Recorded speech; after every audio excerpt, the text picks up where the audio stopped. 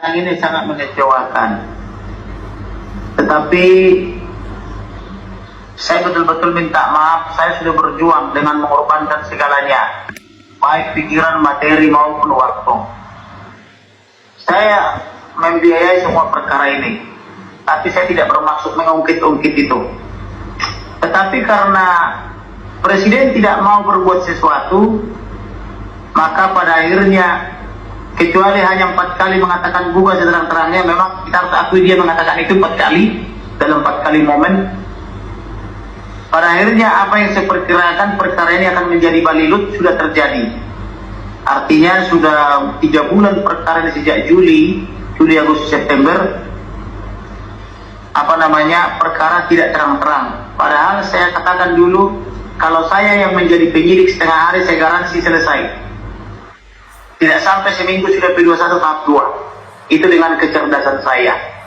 Tetapi karena Presiden membiarkan Polri terjebak dalam lumpur itu, akhirnya mereka sampai dengan hari ini mereka tetap tidak bisa keluar. Sehingga harusnya sudah banyak tersangka, minimal 35-30 tersangka. Yang tersangka sampai hari ini baru 5 ditambah dengan 7. Yang 7 itu pun juga salah satu dari 5 itu, yaitu tersangka obstruction of justice. Oleh karena itu, saya atas nama penasihat hukum atau tim penasihat hukum atau sebagai tim penasihat hukum menyampaikan permohonan maaf kepada seluruh warga negara Indonesia karena tidak bisa memenuhi harapan masyarakat. Kemudian saya juga memohon maaf sama keluarga karena Pak Samuel sebagai orang tua daripada almarhum sudah menyatakan sudah selesai atau anak saya nggak bisa kembali. Kemarin ketika saya ke Jambi, beliau berpesan sudah cukuplah. Kami udah capek Pak.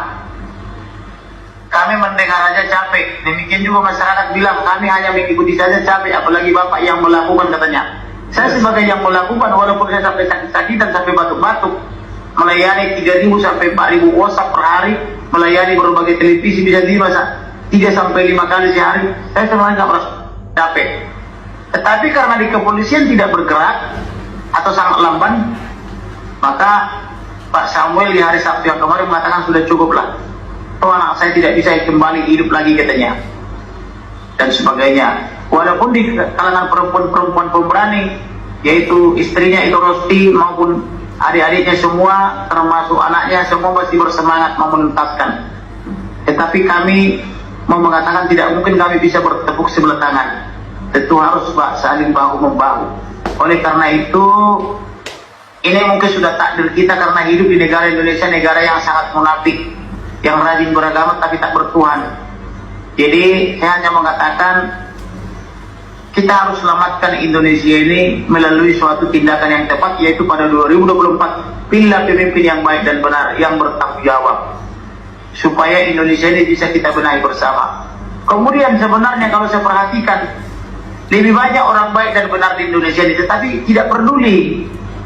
Terbukti ketika saya ke daerah, baik itu wanita, anak-anak sampai dewasa, baik yang tidak berkerudung sampai yang berkerudung, semua tak ada malu-malu memeluk saya, memeluk dengan mengatakan terima kasih.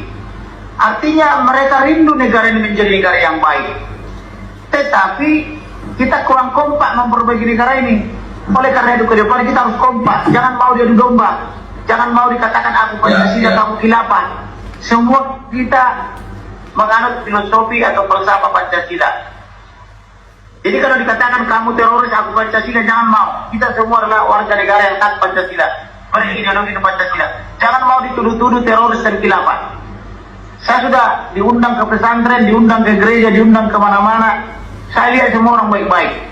Bahkan minggu lalu saya diundang oleh salah satu tokoh NU, yaitu Kiai Haji Husnuril Arifin, sahabat saya. Saya oleh mereka itu diberikan gelar santri kehormatan. Mereka sangat bangga sama saya pun sangat bangga memiliki mereka. Oleh karena itu kita harus kompak. Jangan malu dia domba karena atas nama suku, agama maupun ras, supaya mafia itu kalah. Kita ini sebenarnya dari domba mafia, dengan mengatakan sebagian Pancasila, sebagian lagi khilafah. Kita semua Pancasila kok. Ideologi kita ideologi Pancasila 1245, Bhinneka Tunggal Ika, dan NKRI. Gitu. Jadi oleh karena itu di 2024 inilah momen yang tepat, nanti pilihlah pemimpin yang baik dan benar. Untuk saat ini memang kita harus siap-siap kecewa. Karena kenapa? Karena inilah adanya. Kita semua tersandra oleh teroris, tersandra oleh mafia, tersandra oleh mafia hukum gitu loh. Oleh karena itu ke depan pendapatan kepolisian, pendapatan TNI, pendapatan ASN atau PNS harus kita perbaiki. Minimal 25 juta sebulan supaya mereka betul-betul mengabdi untuk negara ini.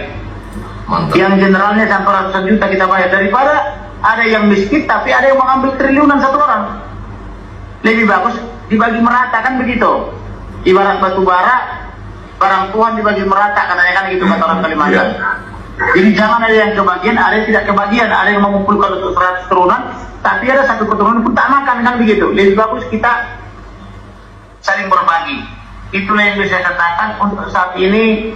Ya saya mohon maaf, ya kita siap-siap kecewa karena sampai dengan sore hari ini perkaranya hanya mutar-mutar di situ saja, dan presiden tidak melakukan apa-apa kecuali mengatakan buka seterang-terangnya sebanyak 4 kali, tetapi belum ada action yang nyata dari presiden untuk menyelesaikan permasalahan yang membelit baik kepolisian maupun kejaksaan ini. Terima kasih, Tuhan memberkati.